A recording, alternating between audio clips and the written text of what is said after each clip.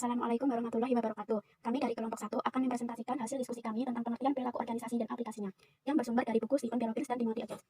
Sebelumnya, perkenalkan anggota kelompok kami. Yang pertama Muhammad Hussein Alifianto dengan NPM 005, yang kedua saya Arina Octaviana dengan NPM 0010, dan yang terakhir Astia Kinasih dengan NPM 0013. Untuk penjelasan yang pertama adalah pengertian manajer dan organisasi. Manajer adalah individu yang mencapai tujuan melalui orang lain. Jadi, manajer itu mengambil keputusan, mengalokasikan sumber daya, dan mengarahkan aktivitas orang lain untuk mencapai tujuan tertentu. Sedangkan organisasi adalah unit sosial yang dikoordinasi secara sadar, terdiri atas 2 orang atau lebih, yang berfungsi dalam suatu basis yang kontinu untuk mencapai suatu tujuan bersama atau serangkaian tujuan. Untuk yang selanjutnya adalah fungsi manajemen. Fungsi manajemen dibedakan menjadi 4. Untuk yang pertama adalah perencanaan atau planning, yaitu merupakan fungsi manajemen yang termasuk membuat tujuan, membangun strategi untuk mencapai tujuan tersebut, dan mengembangkan rencana untuk mengembangkan dan mengkoordinasikan aktivitas. Fungsi yang kedua adalah organisasi atau organizing, merupakan fungsi manajemen yang termasuk mengatur dan membuat struktur pekerjaan untuk mencapai tujuan perusahaan. Fungsi yang ketiga adalah kepemimpinan atau leading, merupakan fungsi manajemen yang termasuk bekerja dengan dan melalui orang-orang untuk mencapai tujuan perusahaan. Fungsi yang terakhir adalah pengendalian atau controlling, merupakan fungsi manajemen yang termasuk memantau, membandingkan, dan menentukan performa kerja. Untuk yang selanjutnya adalah peran manajemen. Peran manajemen yang pertama yaitu peran interpersonal, melaksanakan tanggung jawab dan sifatnya seremonial dan simbolis. Yang kedua, peran ini itu merekrut, melatih, memotivasi, dan mendisiplinkan pekerja. Selain itu juga di peran interpersonal ini juga sebagai peran perantara, artinya itu menghubungi pihak lain yang memberikan informasi pada manajer. Peran yang kedua adalah peran informasional. Semua manajer pada tingkat tertentu memperoleh informasi dari luar organisasi, yaitu melalui media sosial berita dan berbicara dengan orang lain untuk mempelajari selera masyarakat dan apa yang sedang direncanakan oleh pesaing. Untuk yang selanjutnya yaitu peran memutuskan, mengidentifikasi 4 peran yang membutuhkan keputusan. Untuk yang pertama yaitu wirausaha. Yang dimaksud dengan wirausaha adalah manajer itu mengawali dan mengawal proyek-proyek baru yang akan meningkatkan kinerja organisasi. Untuk yang kedua, pengendali gejolak, artinya manajer mengambil tindakan korektif untuk merespon masalah yang tidak terduga. Untuk yang ketiga yaitu pengalokasi sumber daya. Maksudnya itu, manajer bertanggung jawab untuk mengalokasikan sumber daya manusia, fisik, ataupun moneter. Untuk yang terakhir adalah negosiator. Artinya, manajer menjalankan peran negosiator, yaitu mereka itu mendiskusikan isu dan tawar-menawar dengan unit lain untuk memperoleh keuntungan bagi unitnya. Untuk yang selanjutnya yaitu keterampilan manajemen. Untuk yang selanjutnya akan dijelaskan oleh rekan saya. Terima kasih. Keterampilan manajemen. Keterampilan manajemen yaitu ada keterampilan teknis. Keterampilan teknis mencakup kemampuan untuk mengaplikasikan pengetahuan atau keterampilan khusus. Saat Anda berpikir mengenai keterampilan profesional seperti insinyur sipil atau ahli bedah mulut, Anda khususnya fokus pada keterampilan teknis yang mereka peroleh dari pendidikan formal ekstensif. Tentu saja para profesional tidak memiliki monopoli atas keterampilan teknis, serta tidak semua keterampilan teknis harus dipelajari di sekolah atau program pelatihan formal lainnya. Semua pekerjaan membutuhkan keterampilan khusus tertentu, dan banyak orang mengembangkan keterampilan teknisnya melalui pekerjaan. Yang kedua, yaitu ada keterampilan manusia. Kemampuan untuk memahami, berkomunikasi, memotivasi, dan mendukung orang lain, baik dalam individu maupun kelompok, mendefinisikan keterampilan manusia. Banyak orang yang sangat cakap secara teknis tetapi pendengar yang buruk, tidak dapat memahami kebutuhan orang lain, atau lemah dalam manajemen konflik. Oleh karena manajer mendapatkan penyelesaian pekerjaan melalui orang lain, maka mereka harus memiliki keterampilan manusia yang baik. Dan yang ketiga, ada keterampilan konseptual. Manajer harus memiliki kemampuan mental untuk menganalisis dan mendiagnosis situasi yang kompleks. Tugas-tugas ini membutuhkan keterampilan konseptual, pengambilan keputusan.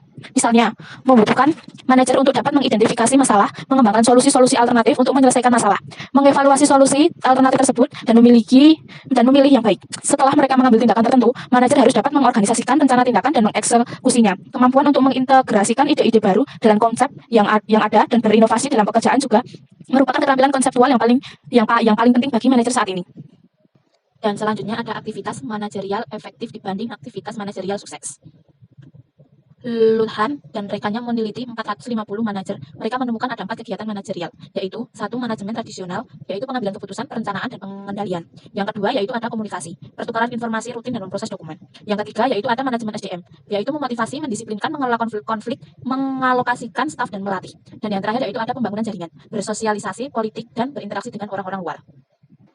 Selanjutnya yaitu ada perilaku organisasi.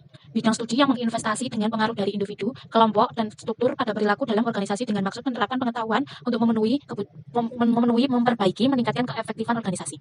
Topik inti perilaku organisasi yaitu ada 1. Motivasi, 2. Perilaku dan kekuasaan pemimpin, 3. Komunikasi interpersonal, 4. Struktur dan proses kelompok, 5. Pengembangan dan persepsi sikap, 6. Proses perubahan, 7. Konflik dan negosiasi, 8. Rancangan kerja. Disiplin yang berkontribusi dalam bidang perilaku organisasi. Perilaku organisasi merupakan sebuah ilmu perilaku terapan yang dibangun atas kontribusi sejumlah disiplin perilaku, terutama psikologi dan psikologi sosial, sosiologi, serta antropologi. Kontribusi psikologi terutama pada individu atau analisis tingkat mikro, sedangkan disiplin lainnya berkontribusi dalam pemahaman konsep-konsep makro, seperti proses, kelompok, dan organisasi. Dan perilaku organisasi yaitu ada psikolog. Psikolog adalah ilmu yang mencoba untuk mengukur, menjelaskan, serta kadang-kadang mengubah perilaku manusia dan hewan-hewan lainnya.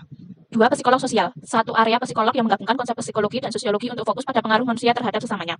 Yang ketiga yaitu sosiologi, tentang manusia dalam kaitannya dengan lingkungan sosial atau budaya. Yang keempat yaitu perilaku organisasi antropologi, studi tentang masyarakat untuk mempelajari keberadaan manusia dan aktivitasnya. Dan ada sedikit hal yang mutlak dalam perilaku organisasi. Hukum dalam ilmu fisik kimia, astronomi, fisik adalah konsisten memungkinkan ilmuwan untuk mengerealisasi tarikan gravitasi atau yakin untuk mengirim astronot ke luar angkasa untuk memperbaiki satelit. Namun seorang pengamat perilaku terkenal berkata, Tuhan memberikan semua masalah agar mudah pada fisikawan. Manusia itu kompleks, serta sedikit jika ada prinsip agar sederhana dan universal agar juga menjelaskan perilaku organisasi. Oleh karena itu tidak serupa. Kemampuan kita untuk membuat generalisasi agar sederhana, akurat, dan berlaku umum menjadi terbatas. Dan ada juga tantangan dan peluang organisasi, yaitu satu, merespon tekanan ekonomi, merespon globalisasi, mengelola keragaman tenaga kerja, meningkatkan layanan pelanggan, meningkatkan keterampilan bermasyarakat, bekerja dalam berorganisasi jaringan, meningkatkan kesejahteraan pekerja saat bekerja, menciptakan lingkungan kerja yang positif, meningkatkan kesejahteraan pekerja saat bekerja, menciptakan lingkungan kerja yang positif, dan yang terakhir ada meningkatkan perilaku etis. Oke, di sini saya akan menjelaskan tentang daya tarik mengembangkan model perilaku organisasi. Sebuah tinjauan. Sebuah model adalah sebuah abstraksi dan realitas, sebuah representasi yang disederhanakan dari beberapa fenomena dunia nyata. Tampilan 1/2 menyajikan kerangka yang di atasnya akan kita rancang model perilaku organisasi. Hal tersebut mengajukan 3 jenis variabel, masukan, proses, dan keluaran.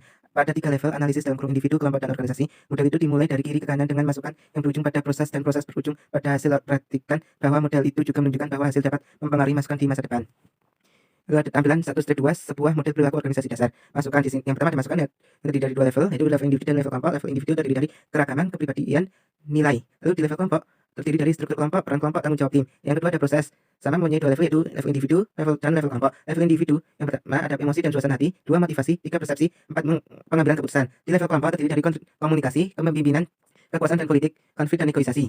Yang terakhir ada hasil, terdiri dari 2 level juga, yang terdiri dari yang pertama level individu terdiri dari sikap dan stres, kinerja tugas, perilaku keluargaan, perilaku penarikan diri. Lalu di level kelompok terdiri dari 2, yaitu kohesi kelompok dan pendayagunaan kelompok.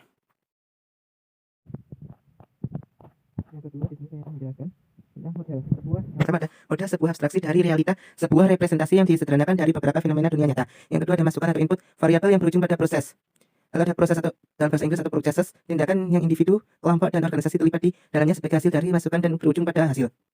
Yang keempat ada keluaran atau outcome. Variabel-variabel kunci yang dipengaruhi oleh beberapa variabel lainnya. Lalu ada sikap atau attitude, evaluasi yang dibuat pekerja positif atau negatif mengenai objek, orang-orang, atau peristiwa. Lalu ada stres atau stresses, proses psikologi yang tidak menyenangkan yang terjadi sebagai respons atas tekanan lingkungan.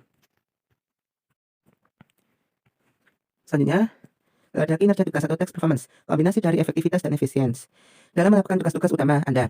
Lalu ada perilaku penarikan atau withdrawal behavior, serangkaian tindakan yang pekerja ambil untuk memisahkan dirinya dari organisasi. Lalu ada perilaku wargaan atau citizenship behavior, perilaku diskresioner yang berkontribusi pada lingkungan psikologis dan sosial tempat kerja.